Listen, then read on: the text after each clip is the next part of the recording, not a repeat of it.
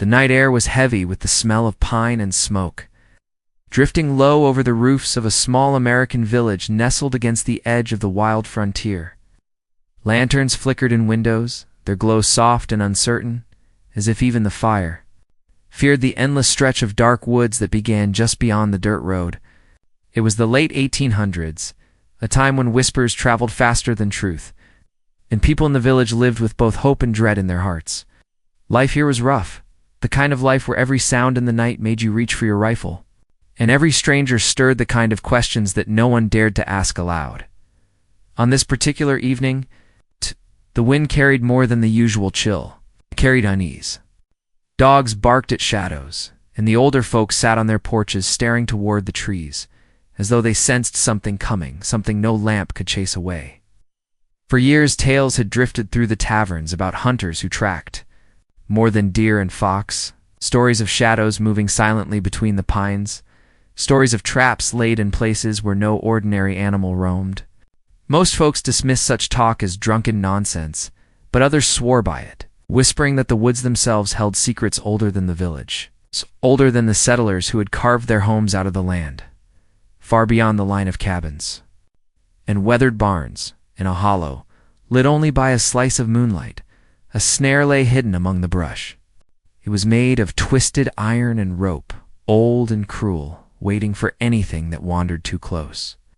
The night was still when the trap snapped, and the silence was broken by a sharp cry. A woman had been caught. Her clothes were worn from travel. Her long, dark hair tangled by wind and dust, her eyes fierce, even as pain spread through her leg. She was not from the village. She was Apache, a daughter of the desert and mountain, a woman whose spirit had been shaped by miles of wild country and the hard lessons of survival.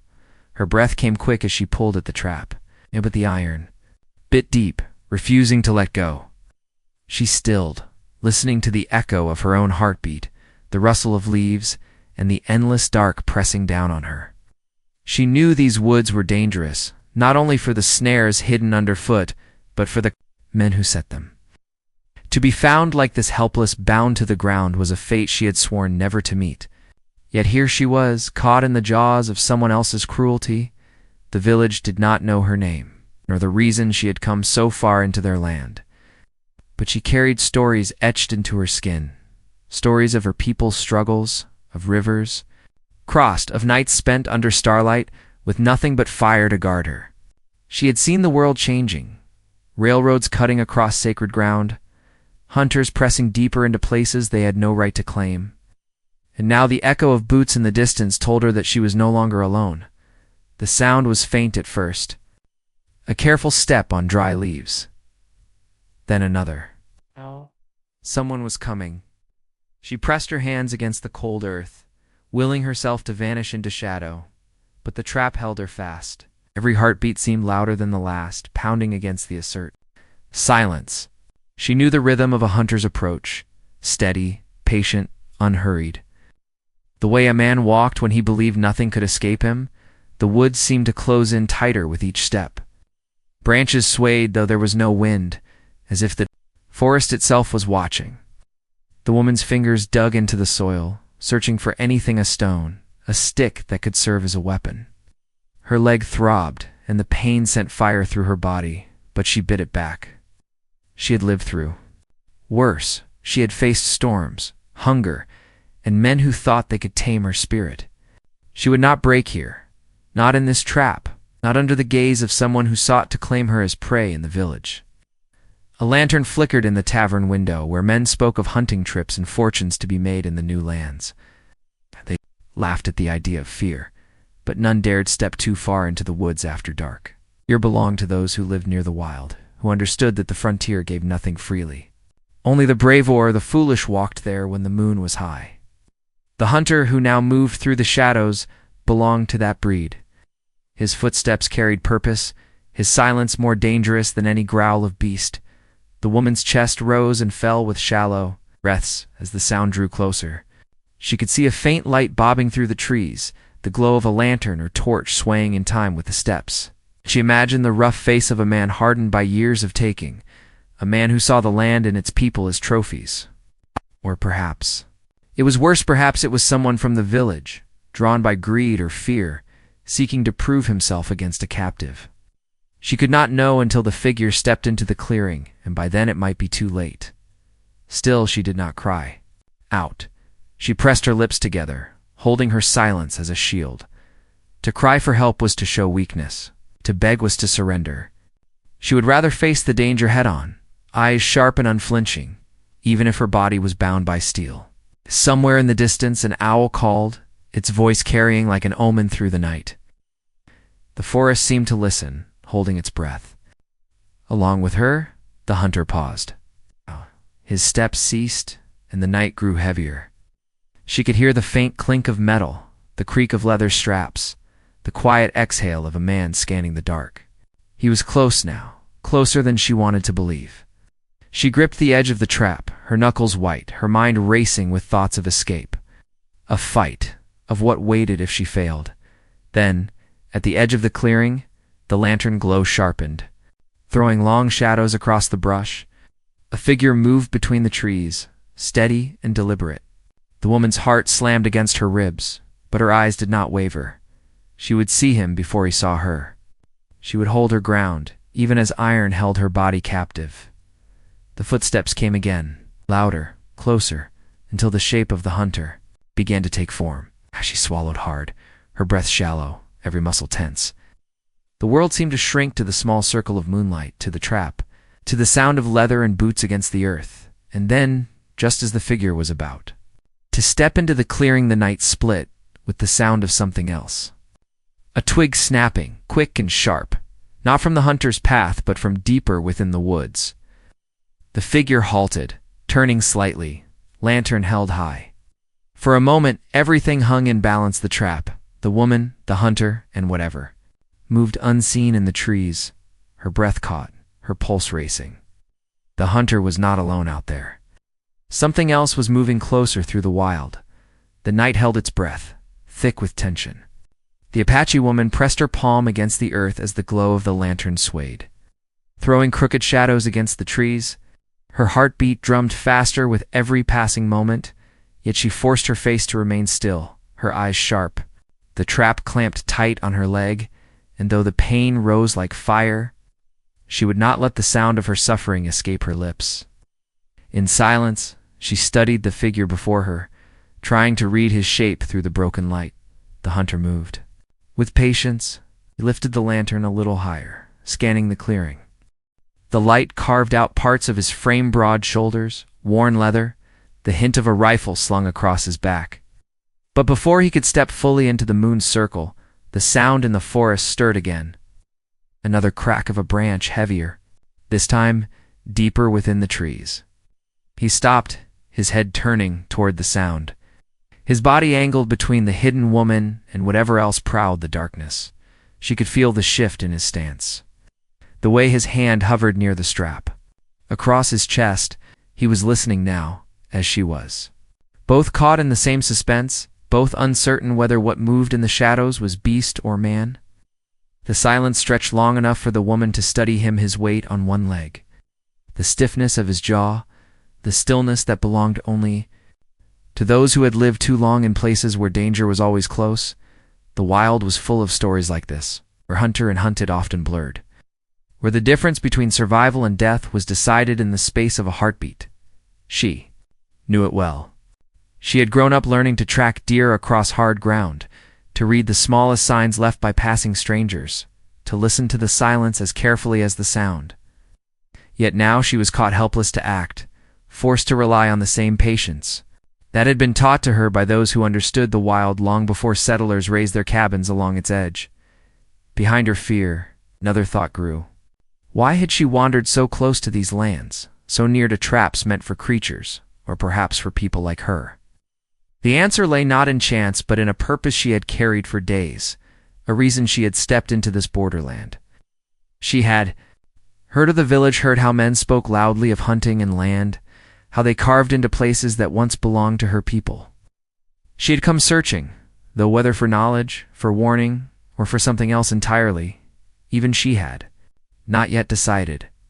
Now, with the iron biting her leg, she wondered if the forest itself had chosen to test her resolve.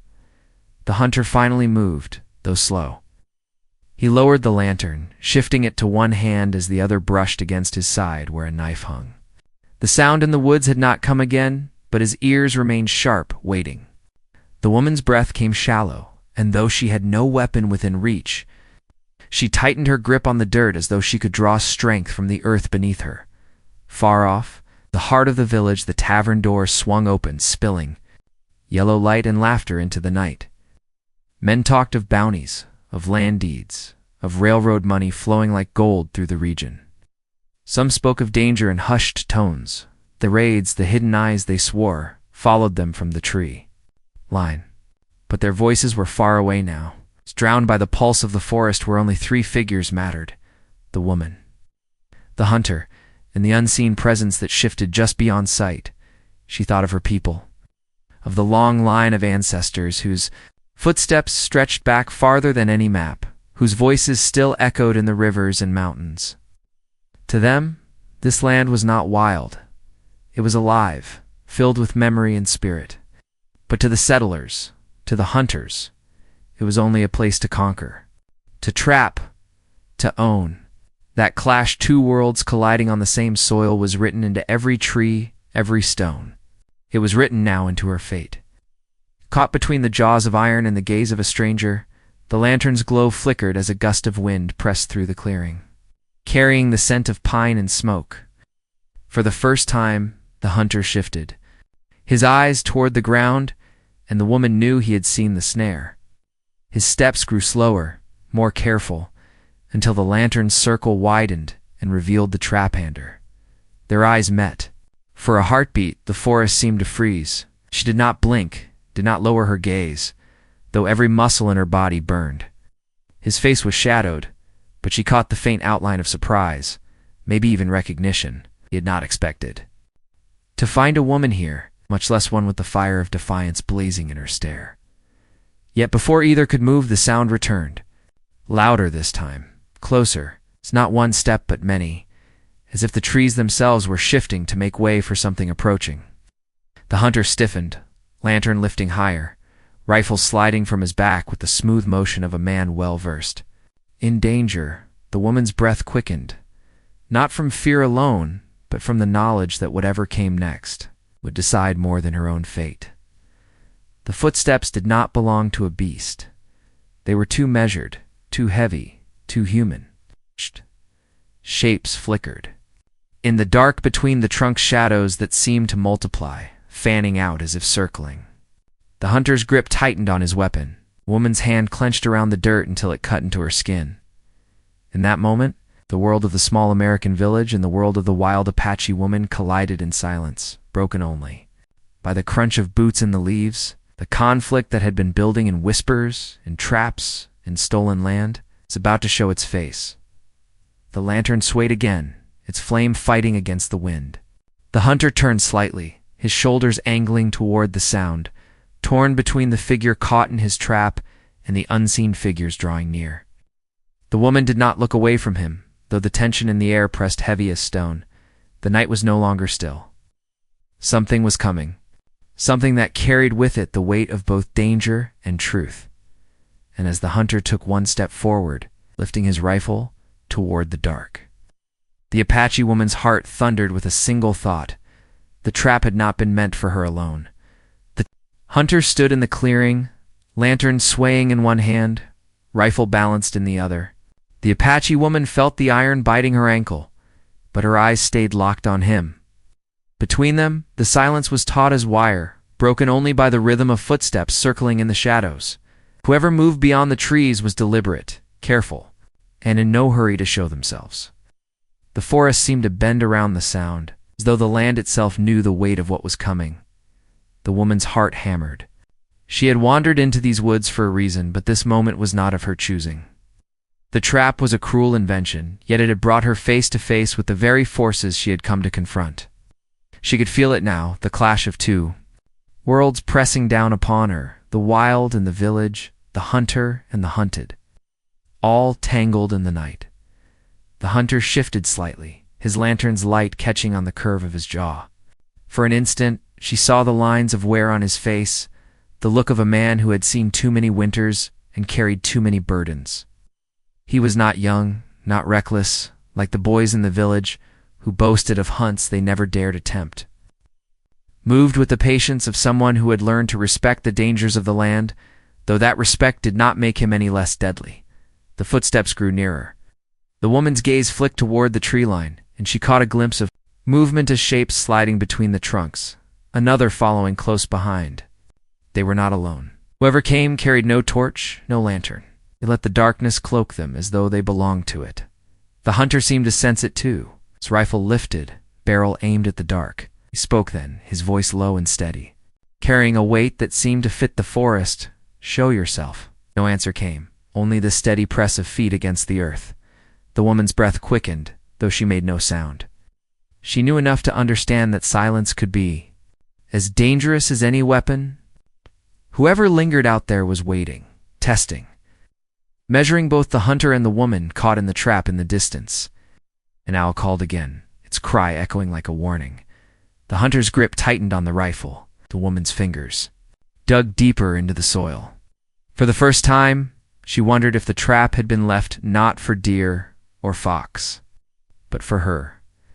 Her thoughts drifted back to the stories she had heard before crossing into this land.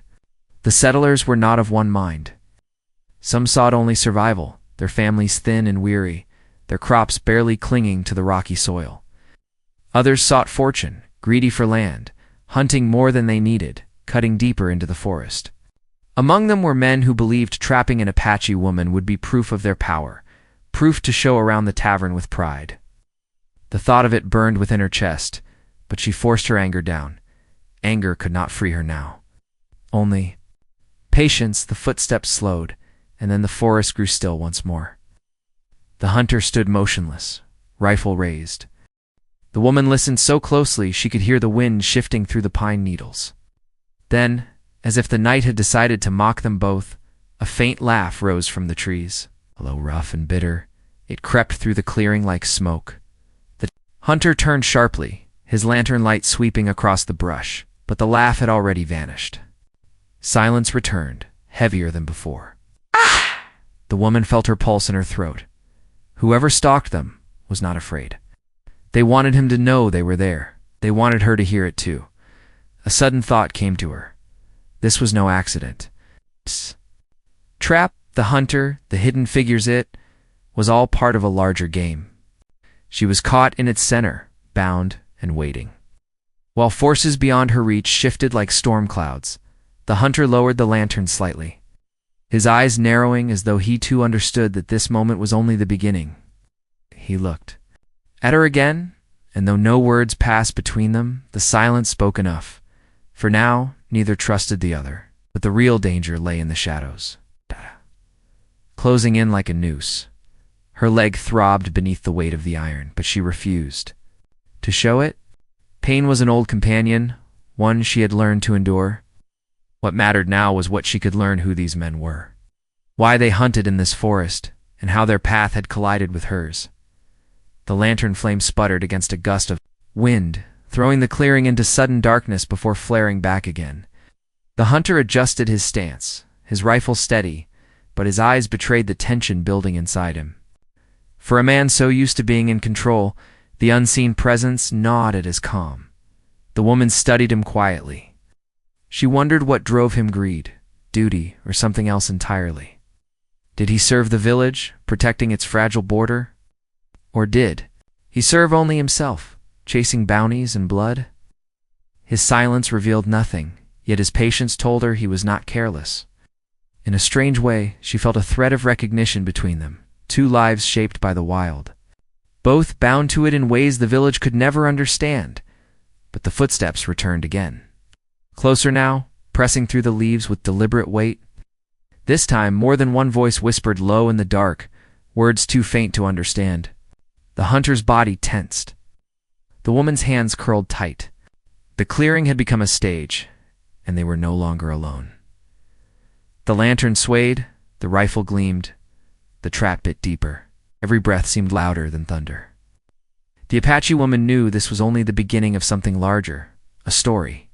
Not yet told, but already circling her like wolves in the night. She raised her chin, meeting the hunter's stare once more.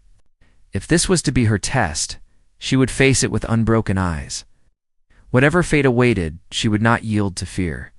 And still, the figures moved closer, their steps weaving the forest tighter around them, until the clearing felt less like a place of chance and more like a trap within a trap. The forest had grown so still that every small sound cut sharp against the silence. The Apache woman's pulse throbbed in her ears, her hands pressed deep into the dirt as though she could draw strength from the earth itself. The trap at her ankle burned with each passing moment, but she would not show weakness. Across from her, the hunter's lantern wavered in the breeze, the flame throwing quick, nervous shadows against the trees. His rifle was raised now, steady, his eyes darting between the woman and the shifting dark. The footsteps circled closer. They came from more than one side now, a deliberate encirclement, each step measured to keep pressure on the clearing. Whoever they were, they wanted the hunter to feel their presence. They wanted the woman to feel it too. The forest seemed to close in tighter with every sound. The hunter's jaw clenched. He did not speak again, but the weight of his silence was heavier than words. He was calculating, listening, bracing for whatever would break through the tree line. The woman studied him carefully, catching the slight tremor in his lantern hand, the tension carved into the lines of his face. He was not afraid, not exactly. But he knew he was no longer the one in control. A sudden rustle erupted to the right, sharp and purposeful, and the hunter swung his rifle toward it. The lantern light caught a flash of movement, just enough to reveal a shadow slipping between the trunks before vanishing again. At the same moment, another sound cracked from the opposite side, then another behind them. The circle was complete now, and the clearing had become a trap within a trap. The woman's breath came shallow, her eyes flicking from one side of the forest to the other. She thought of the village not far beyond these trees, the tavern light, spilling onto the dusty road, the men laughing over their mugs, never knowing how close danger lurked at the edge of their world. She thought of her own people too, their warnings, their stories of settlers who spoke of peace yet carried iron in their hands. All of it had led to this moment, a collision she could feel pressing closer with every heartbeat. Then the laugh came again. This time it was louder, bolder, rising from the dark like a taunt. It was joined by another voice, rough and bitter, and then another, until the sound of low laughter echoed around them, bouncing from tree to tree. The hunter tightened his grip on the rifle, his lantern jerking slightly as he swung it back and forth, trying to catch the faces of those who mocked him from the shadows. The woman held still. Though her chest ached with the weight of fear and fury tangled together, whoever was out there had no need to rush. They had the hunter trapped in his own circle, and they had her pinned in the cruel bite of iron. The power belonged to them now, and they knew it. A branch snapped. This time the figure did not vanish.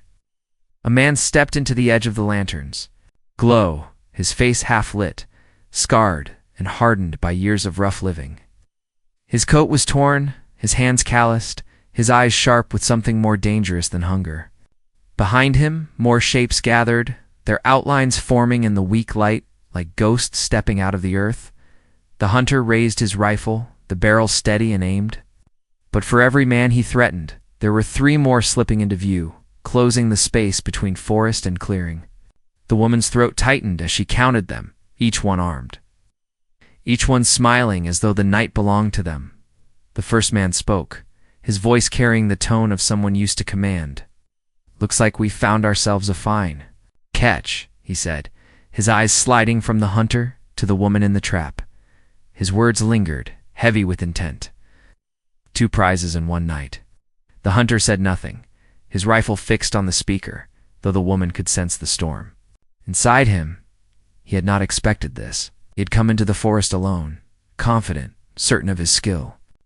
Now he was one man against many, and the balance of power had shifted like the wind. The woman's breath grew shallow. Her mind raced, searching for a way out, though the trap held her fast. Every instinct screamed that this moment was the edge, the point where everything would shatter. The men in the trees had not come by accident. They had come hunting, and she was certain now that she had been the true target all along. The circle closed tighter.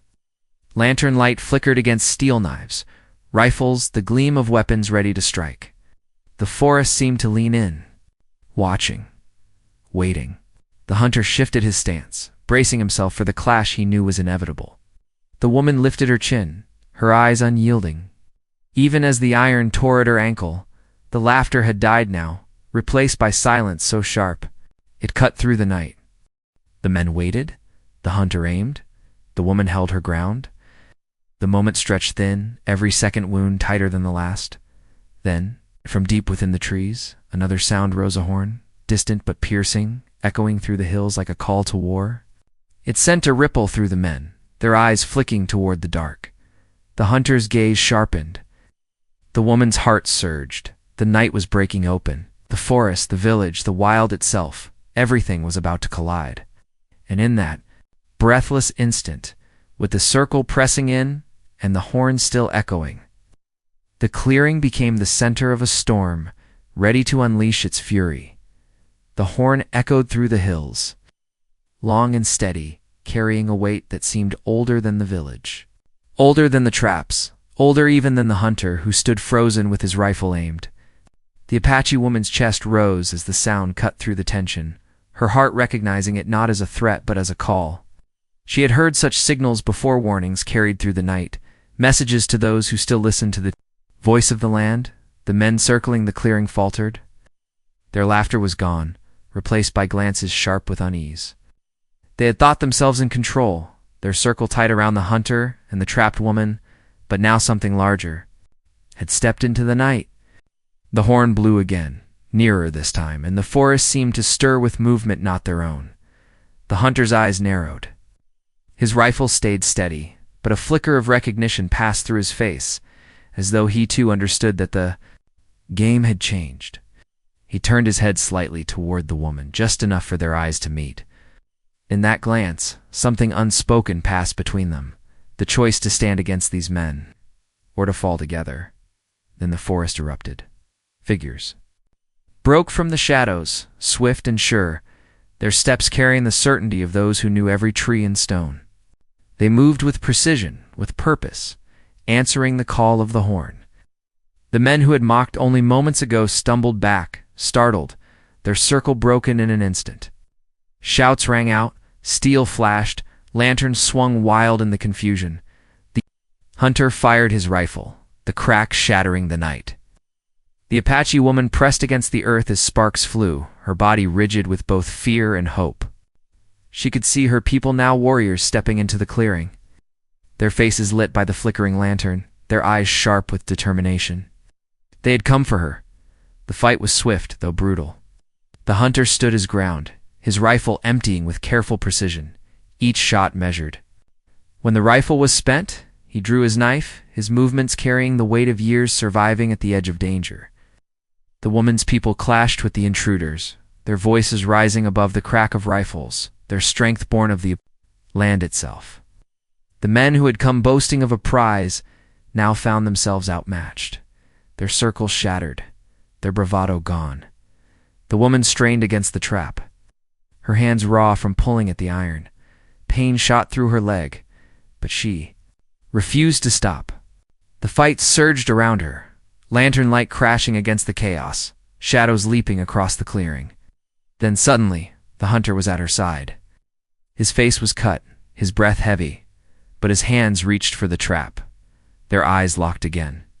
And for the first time she saw not just the hunter, but the man beneath the weariness, the struggle, the strange flicker of respect. Without a word, he forced the iron jaws apart, freeing her leg. She gasped as blood rushed back through the wound.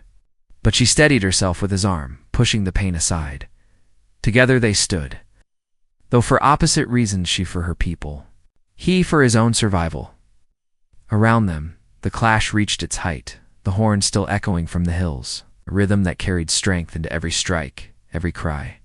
The intruders, shaken and outnumbered, began to fall back, their shouts turning to curses as they stumbled toward the trees. One by one, they vanished into the darkness, leaving the clearing scarred, but no longer under their control. The forest grew still again, the only sound the ragged breath of those who remained. The horn sounded once more, this time softer. Like a signal of victory, the woman's people gathered around her, their voices low, but filled with relief. They touched her shoulder, her arm, their eyes warm with the bond that tied them together. She felt the weight of the night begin to lift, though her leg throbbed with pain. She had survived, and more than that, she had seen the truth of the danger that lurked between the wild and the village. The hunter stood apart, his knife still in his hand, his lantern casting a dim glow across his face. He looked at her then. At her people, his eyes unreadable. It fought beside them, but he did not belong to them. His place was in the space between, caught between duty to the village and the strange respect he now felt for the woman he had first seen as prey. A long moment no one spoke. The forest seemed to wait, listening. Then the woman stepped forward, her leg weak, but her gaze steady. She looked at the hunter, her voice soft but carrying the strength of the night. "You freed me," she said. "Not for yourself, for something more." The hunter's jaw tightened. He did not answer, but the truth of her words showed in his eyes. He had made a choice, one that could not be undone. Her people began to lead her away, supporting her weight as they guided her back toward safety. She glanced over her shoulder once more, catching the hunter's figure standing alone in the clearing. The lantern flickered, the shadows pressed in, and for a moment he seemed part of both worlds and neither. The village would hear stories of this night. Men in the tavern would talk of shadows in the trees, of a horn calling through the hills, of a hunter who returned with cuts on his face and silence on his tongue. They would not know the full truth, but the truth belonged to those who had lived it in the clearing, the Apache woman who endured the trap, the people who came when the horn sounded, and the hunter who chose to set her free. In the days that followed, the woman's wound began to heal. She listened to the voices of her people, the way they spoke of the land, of the balance that must be kept. The danger had not ended. She knew that. The village still pressed closer, the forest still bore the scars of traps and axes. But she also knew that even in the darkest moments, there were choices that could shift the weight of fate. The hunter carried his silence back to the village. He went about his work, his rifle across his back, but something in him had changed. When others spoke of conquest, of taking more land, his eyes drifted toward the trees. Remembering the horn, the faces, the woman's defiance, he never spoke. Of her, yet her presence lingered in him like a shadow he could not shake. The forest, once again quiet, seemed to hold the memory of that night within its branches. The trees whispered of the clash. The earth bore the mark of the trap. The air carried the echo of the horn. It was a reminder that the land was alive, that its stories would not be silenced. Not by iron, not by greed. In time, the woman stood, again at the edge of the trees, watching the smoke of the village rise in the distance. She felt no fear, only a quiet strength. She had faced the trap, faced the hunter, faced the circle of men who thought they could break her spirit. And she had endured. The conflict between the wild and the village was far from over. But in that moment, with the forest around her and the memory of the horn in her chest, she knew the story was not only of survival, it was of defiance, of connection, of choices made in the shadows that would shape the path ahead. The hunter, the woman, the village, the land all were bound together now, their stories crossing in ways none of them had planned. The trap had been only the beginning. What came next would depend on what each chose to carry forward, and as the sun rose over the ridges, spilling light across the clearing where it had all begun, the land seemed to breathe again. The forest, scarred but unbroken, whispered its truth. No matter the traps, no matter the hunters, the spirit of the wild would endure.